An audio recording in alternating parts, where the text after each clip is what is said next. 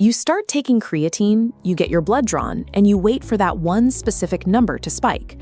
When the testosterone results come back completely flat, the reaction is almost always the same. Men either quit the supplement in disappointment, or they double the dose, chasing a result creatine was never designed to deliver. Here is the biological reality. Creatine is not a hormone. It doesn't look like testosterone, it doesn't act like it, and it possesses no chemical mechanism to signal your body to produce more of it. Attempting to fix a hormonal imbalance with an over-the-counter powder is like adjusting the performance dials on an engine that hasn't even been built yet. True hormonal optimization is the result of executing difficult, daily lifestyle habits. Supplements only matter as the fuel that helps you perform those habits. On an effort versus return chart, men usually place supplements high on expected return, firmly in the low effort zone. But actual returns sit at the bottom. Meanwhile, this empty space in the high effort, high return quadrant is where actual biological work gets ignored. Only 3 habits actually belong in that top quadrant: sleep, heavy compound training, and stress management. The central trade-off is direct. There is no low-effort chemical substitute for the physical discipline required to naturally produce testosterone. To find where hormones are actually made, look at the foundational habits. This matrix breaks down the biological engine, starting with sleep. The physical input is demanding, dedicating 7 to 9 hours to uninterrupted rest, prioritizing the pillow over your phone. Accomplishing this ensures your body carries out the vast majority of natural testosterone and growth hormone release. But the trade-off is a rigid evening routine. You have to sacrifice nocturnal social hours and leisure time to keep the biological engine running. The second habit is heavy compound training, acting as the mechanical signal your body requires for hormonal production. The input is executing 3 to 4 days a week of multi-joint movements, like squats and deadlifts, using progressive overload. This intense physical stress sends the specific signal that triggers short-term testosterone and growth hormone production. While these habits force your body to produce hormones, they extract a massive toll, requiring physical and behavioral discipline to maintain week after week. Now we reach the third pillar, which dictates if your internal environment is toxic or supportive. The input involves actively lowering chronic mental demand, improving diet quality, and keeping your body fat within a healthy range.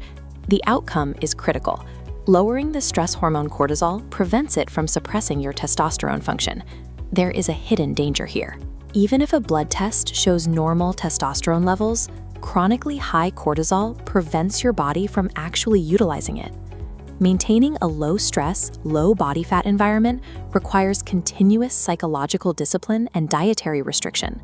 It is an exhausting balancing act, especially for high performers. Without a controlled, low-stress environment, the testosterone you built through sleep and lifting is effectively trapped. Let's see where supplements actually fit into this biological hierarchy. Look at the very bottom of the matrix. Creatine's true input is remarkably simple, taking a standard dose of 3 to 5 grams daily, ignoring loading phases or exotic blends. At its core, creatine is simply fuel.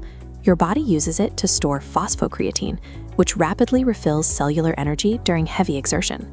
Physically, this backup cellular energy allows a lifter to squeeze out 1 extra rep or add 5 more pounds to the bar.